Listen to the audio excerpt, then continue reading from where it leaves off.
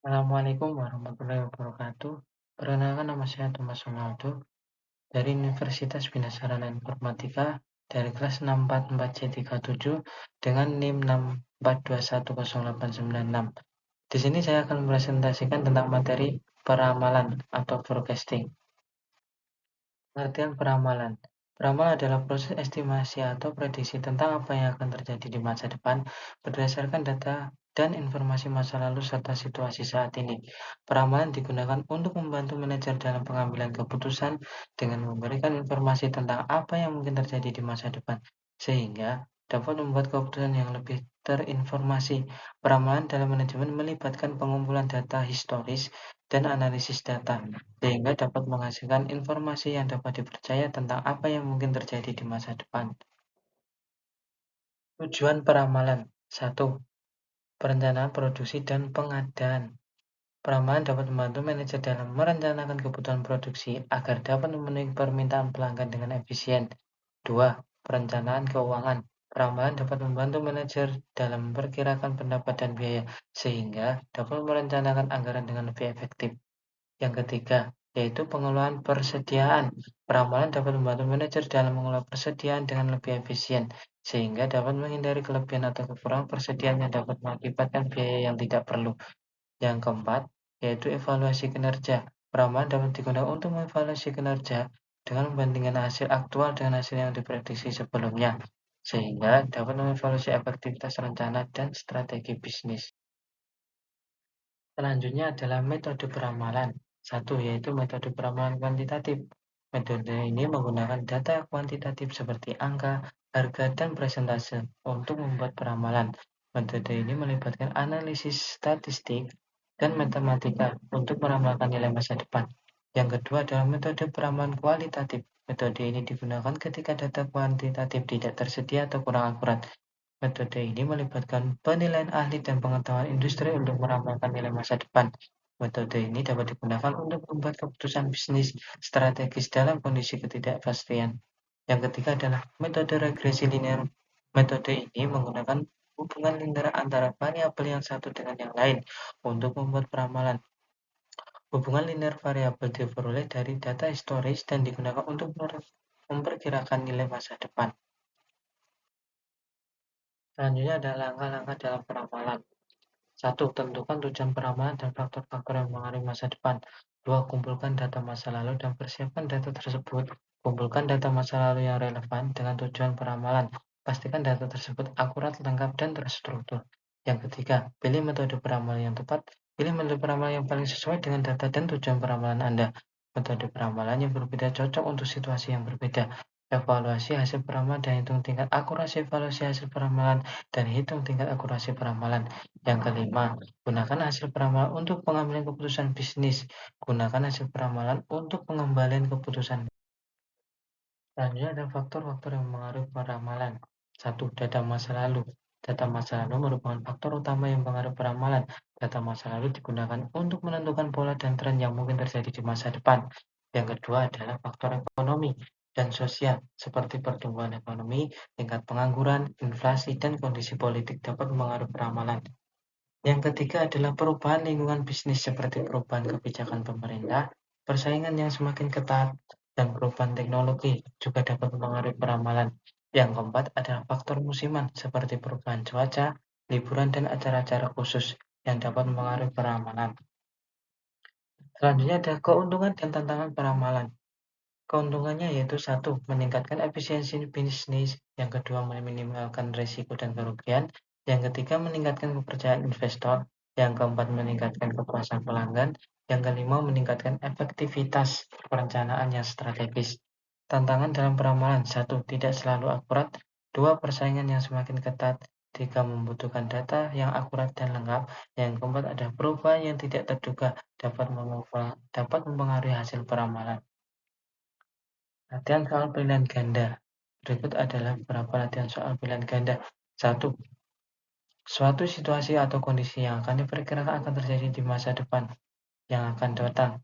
A adalah ramalan, B peramalan, C peramalan kuantitatif, D peramalan ekonomi, E peramalan subjektif.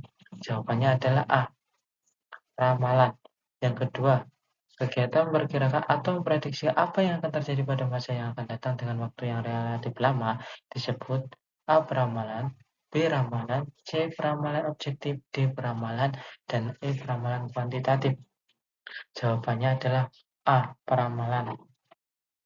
Selanjutnya, nomor 3. Di bawah ini yang merupakan jenis peramalan jangka menengah adalah A. Perencanaan produksi, B. Perencanaan fasilitas, C. Perencanaan untuk kegiatan lead bank, D. Perencanaan pembelian material, E. Perencanaan kerja dan penugasan karyawan. Jawabannya adalah A. Perencanaan produksi. Yang keempat, yaitu peramalan yang didasarkan atas perasaan atau intuisi dari orang yang menyusunnya. Disebut A. Peramalan subjektif, B. Peramalan objektif, C. Peramalan kualitatif, D. Peramalan kuantitatif, dan E adalah peramalan permintaan.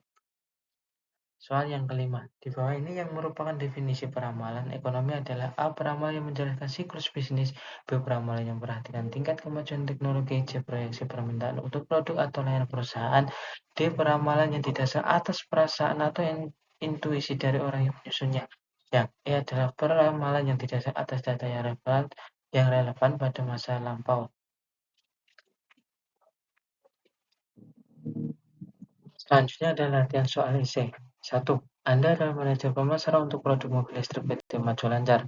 PT Maju Lancar akan produksi massal mobil listrik dengan nama Siggesit di daerah Manokwari, Papua. Di sana fasilitas jalan dan listrik belum merata. Namun dalam jangka waktu 3 tahun, pembangunan infrastruktur jalan dan listrik akan berjalan. Lakukanlah prediksi apakah Siggesit akan lancar terjual atau tidak dengan 7 langkah berikut.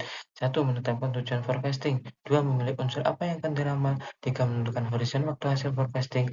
4. Memilih tipe model forecasting. 5. Mengumpulkan data yang diperlukan. 6. Membuat forecasting. Dan 7. Memvalidasi dan menerapkan. 1. Tujuan forecasting yaitu memprediksi apakah mobil listrik Siggesit akan lancar terjual di daerah Manowari, Papua dalam 3 tahun ke depan. Yang kedua, yaitu unsur yang akan diramal. Jumlah penjualan mobil listrik Siggesit di daerah Manowari, Papua. Yang ketiga, yaitu horizon waktu. Waktunya adalah 3 tahun ke depan. Yang keempat, tipe model forecasting. Karena kondisi jalan dan listrik belum merata, serta infrastruktur jalan dan listrik akan dibangun dalam 3 tahun ke depan. Maka model forecasting yang dapat digunakan adalah regresi dengan variabel independen yang mencakup perkiraan waktu pembangunan jalan dan listrik, jumlah penduduk, dan tingkat pertumbuhan ekonomi di daerah Manokwari, Papua. Yang kelima adalah data yang diperlukan. Data jumlah penjualan mobil listrik dan perkiraan waktu pembangunan jalan dan listrik, jumlah penduduk, dan tingkat pertumbuhan ekonomi di daerah Manokwari, Papua selama beberapa tahun terakhir. Yang keenam, yaitu membuat forecasting dengan menggunakan model regresi. Data-data yang diperoleh dapat diolah untuk membuat prediksi jumlah penjualan mobil listrik Siggesit di daerah Manokwari, Papua dalam 3 tahun ke depan. Yang ketujuh, yaitu memvalidasi dan menerapkan hasil forecasting. Hasil forecasting dapat divalidasi dengan membandingkan hasil prediksi dengan data yang aktual penjualan mobil listrik di daerah Manungari, Papua setelah 3 tahun. Hasil forecasting juga dapat digunakan untuk sebagai dasar untuk menentukan strategi pemasaran yang tepat dan untuk mempromosikan mobil listrik Siggesit di daerah tersebut. Dan soal yang kedua, buatlah proses meramalkan yang dilakukan untuk penjualan produk motor Beat yang dilakukan oleh produsen motor Honda. Lakukan 7 langkah peramalan. Anda bebas menentukan lokasi penjualan, situasi lapangan, serta hal yang berkaitan dengan produk. Tentukan prediksi Anda apakah terjual banyak atau tidak dengan memberikan alasan ilmiah berdasarkan proses peramalan Anda. Jawabannya 1. Berikut merupakan forecasting penjualan motor Beat di Kota Semarang dengan menggunakan 7 langkah proses peramalan untuk penjualan produk motor Beat yang dilakukan oleh produsen motor Honda. 1. Tujuan peramalan untuk forecasting yaitu menentukan prediksi penjualan motor Beat dalam jangka waktu tertentu. Kumpulkan data penjualan sebelumnya untuk motor Beat dalam periode waktu yang relevan. Yang ketiga, analisis data historis untuk menentukan pola penjualan yang ada dan memperkirakan tren di masa depan. Yang keempat, identifikasi faktor-faktor eksternal yang dapat mempengaruhi penjualan motor Beat, seperti kondisi ekonomi, persaingan di pasar, dan faktor demografis.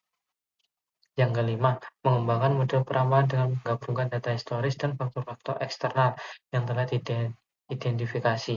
Yang keenam, validasi model peramalan dengan menggunakan data penjualan yang telah terjadi di masa lalu dan memperbaiki model jika perlu. Yang ketujuh yaitu menggunakan model peramal untuk memprediksi penjualan motor Beat dalam waktu periode tertentu. Sekian presentasi dari saya. Wassalamualaikum warahmatullahi wabarakatuh.